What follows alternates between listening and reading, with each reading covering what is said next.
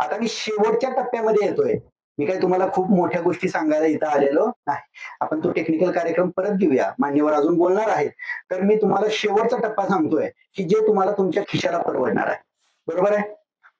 कुणाला तुमच्या घरातली खतं वापरायला आवडेल? हात वर करा. कुणाला आवडणार नाही त्यांनी हात वर करा. घरातलं वापरायला नाही. तुमचं काय असेल तर सांगा तुम्ही. तर लक्षात घ्या, ही जी गोष्ट आहे ही गोष्ट आपण 2011 सालपासून मी करतोय. तुम्ही पण ती करावी याच्यासाठी मी एवढा उद्योग केलाय. तुमच्या कुणाकडं दूध नाहीये? प्रत्येकाकडे आहे. गुळ आहे? प्रत्येकाकडे आहे. अंडी आहेत का? अंडी. मग हा जो प्रोजेक्ट आहे हा दूध गुळ अंड्याचा प्रोजेक्ट आहे. काय काय?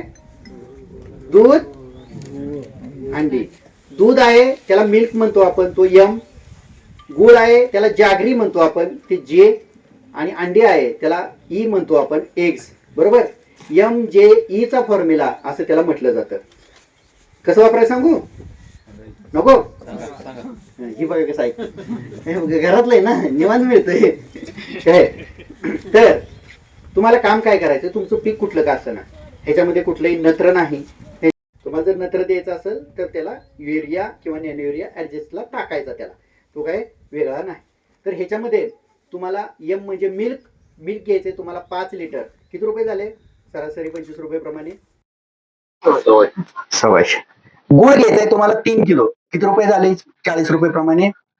4 जण 12, 120 रुपये. अंडे घ्यायचे तुम्हाला 20. किती रुपये झाले? सगळं मिळून 550 रुपये किंमत येते. बरोबर? दूध किती घ्यायचंय? गुळ अंडी हे सगळं मिश्रण एक नंबरने तयार करून ठेवायचं. व्यवस्थित बॅरल घ्यायचा. बॅरल स्टीलचा घ्यायचा नाही, बॅरल पत्र्याचा घ्यायचा नाही, बॅरल घ्यायचा प्लॅस्टिकचा. मडक्याचा अजिबात घ्यायचा नाही, हे मिळत पण नाही साहेब. हे आता तुम्ही जागा प्लॅस्टिकचा आम्हाला मिळतंय. त्या प्लॅस्टिकचा बॅरल घ्यायचा. हे सगळं मिश्रण त्यात टाकायचं. अंडी फोडून टाकायची. अंडी हाय अशी टाकायची नाही. कवचाला काय करू, कवचाला काय करायचं तुमचं तुम्ही बघा. ती वेगळ्या याच्यात टाकतात आता सध्या तर टाकायचं नाही. काय हे सगळं एकत्र करा. त्याच्यात 1 लिटर फोर्स, 2 किलो मायक्रोलाइट आणि 2 किलो अर्थसील सॉइल म्हणजे सिलिकॉन, हे सगळं मिश्रण तयार करायचं. हे ठेवायचं. हे 200 लिटरच्या बॅरल मध्ये तयार करायचं. आणि प्रत्येक आठवड्याला, आठवडे किती असतात? नाही आठवडे नाही, 10 दिवसाला. महिन्यात दिवस किती असतात? 30. महिन्यात किती वेळा होईल हे? 3 वेळा. तर प्रत्येक महिन्यामध्ये हे 60 ते 65 लिटर, बघा बरं का, 200 लिटर तयार करून ठेवायचं. 60 ते 65 लिटर दर 10 दिवसाला तुम्हाला काय करायचंय? ड्रीप मधनं सोडायचंय. सोपं आहे का नाही? हे जर तुम्ही केलं तर तुमच्या खतावरचा खर्च डायरेक्ट निम्म्याने कमी येतो. जिथं 12 एकसर तुम्ही 5 किलो सोडताय तिथं 2.5 किलो मध्ये भागताय. जिथं डीएपीचं पोतं तुम्ही 50 किलो टाकताय ते 25 किलो मध्येच भागेल तुम्हाला. जिथं 10-26-26चं पोतं तुम्ही 2 पती टाकताय ते किती पोत्यात भागेल? एका पोत्यात भागेल. आणि ह्याच्यामध्ये जर तुम्ही युरिया किंवा अमोनियम सल्फेट जर तुम्ही निम्म्याला निम्म टाकून दिलं, 5 ते 10 किलो जर टाकून दिलं, तर तुम्हाला युरिया वापरायची गरज नाही. बरं साहेब मला ही ड्रीप न सोडायला नाही, मला ड्रीपच नाही राहू, कसं करू?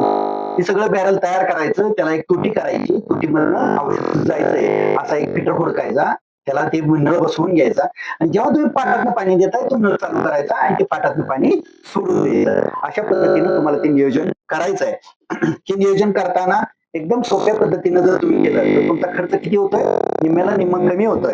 त्याच पद्धतीनं तुम्हाला हे जर पुस्तक तुम्ही बघितलं तर या पुस्तकाच्या पाठीमागं बुरशीनाशक, कीटकनाशक आणि नेमॅटोड साठी ह्या गोष्टी तुम्हाला दिलेल्या आहेत. तर ह्या गोष्टी जर तुम्ही केल्या तर तुमचा नेमॅटोड 100% कव्हर होईल. तुम्हाला परत खर्च करायची गरज नाही. खूप भारी भारी जी औषध आहेत 5,000 रुपयाची 10,000 रुपयाची ती काय तुम्हाला वापरायची गरज नाही. आता काय भारी आहे साहेबाला माहित आहे, मोठी मोठी नाव आहेत ती काय, ती काय वापरायची गरज नाही. ह्या असा जीवाणू दिला की एकदा दिला 6 महिने परत नेमॅटोड येत नाही. दुसरी गोष्ट आहे बुरशी.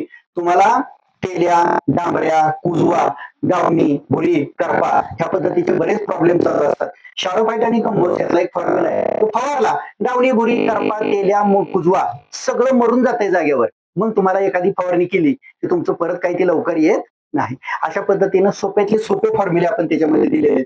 थ्रिप्सचा प्रॉब्लेम आपल्याला सगळ्यात जास्त असतो.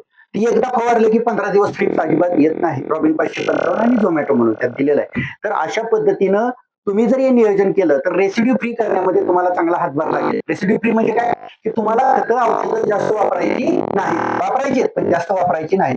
अशा पद्धतीचं याचं नियोजन चांगल्या पद्धतीनं तुम्हाला दिलेलं आहे. मला असं वाटतं की खूप कमी वेळेमध्ये खूप जास्त देण्याचा मी प्रयत्न करतोय.